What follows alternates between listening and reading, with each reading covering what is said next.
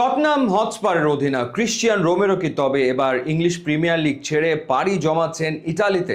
Italian giant inter Milan নাকি seriously চাচ্ছে এই আর্জেন্টাইন ডিফেন্ডারকে নিজেদের দলে ফেরাতে? কিন্তু কথা হলো, টটেনহামের সাথে 2029 সাল পর্যন্ত চুক্তি থাকা রোমেরোকে কি সত্যিই ছাড়বে স্পার্সরা?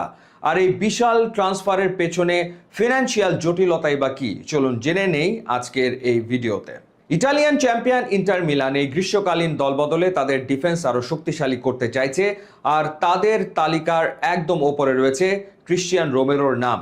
খোদ ইন্টার মিলানের স্পোর্টিং ডিরেক্টর পিয়েরো আইসিলিও স্কাই ইটালিকে দেওয়া সাক্ষাৎকারে রোমেরোকে দলে ফেরানোর চেষ্টার বিষয়টি স্বীকার করে বলেছেন, এটি একটি জটিল ডিল হলেও তারা ক্লাব ও খেলোয়াড়ের সাথে যোগাযোগের চেষ্টা চালিয়ে যাচ্ছেন।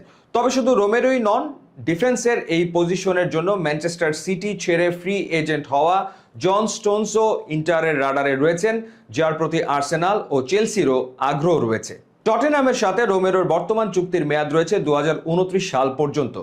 তবে ফুটবল মহলে জোর গুঞ্জন রয়েছে যে যদি সঠিক অফার বা কোনো বড় অঙ্কের প্রস্তাব আসে, তবে স্পার্সরা তাদের এই তারকা ডিফেন্ডারকে বিক্রি করতে রাজি হতে পারে। 28 বছর বয়সী এই আর্জেন্টাইন গত মৌসুমের শেষ দিকে হাঁটুর ইনজুরির কারণে মাঠের বাইরে ছিলেন।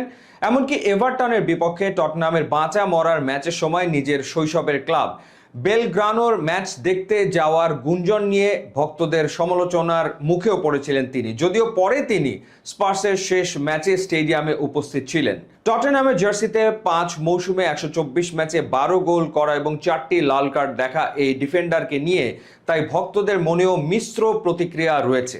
রোমেরো ছাড়াও ইন্টার মিলান তাদের ফুল ব্যাক পজিশনের জন্য রোমেরোরই ক্লাব সতীর্থ স্পেন্সের ওপর নজর রাখছিল। যদিও স্পেন্সকে নিয়ে সেই আগ্রহে কিছুটা ভাটা পড়েছে, তবুও তিনি এখনও ইন্টারের শর্টলিস্টে রয়েছেন।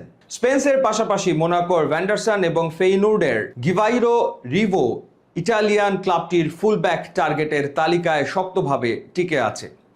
ইন্টার মিলানের এই ট্রান্সফার পরিকল্পনা শুধু ক্রিশ্চিয়ান রোমেরোতেই সীমাবদ্ধ নয়।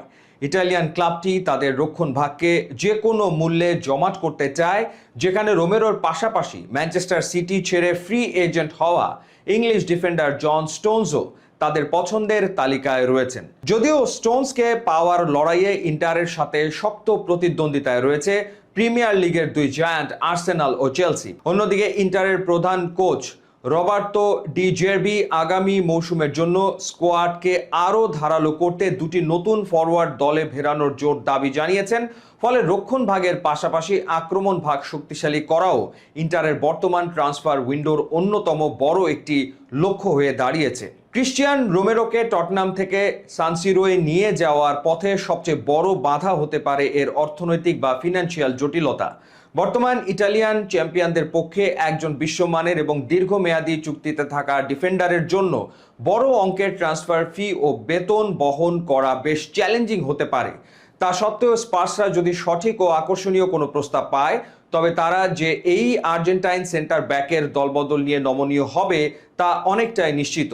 ক্যারিয়ারের এই মুহূর্তে রোমেরো প্রিমিয়ার লিগের চ্যাপ্টার শেষ করে ইটালিতে নতুন কোনো চ্যালেঞ্জ নিতে প্রস্তুত কিনা সেটাই এখন দেখার বিষয়। সব মিলিয়ে ক্রিশ্চিয়ানো রোমেরোকে ইন্টার মিলানের টার্গেট করা ট্রান্সফার মার্কেটে দারুণ এক রোমাঞ্চ তৈরি করেছে। আপনার কি মনে হয়, টটেনহাম কি তাদের অধিনায়ককে ছেড়ে দেবে, নাকি রোমেরো প্রিমিয়ার লিগেই থেকে যাবেন? কমেন্ট করে আমাদের জানান।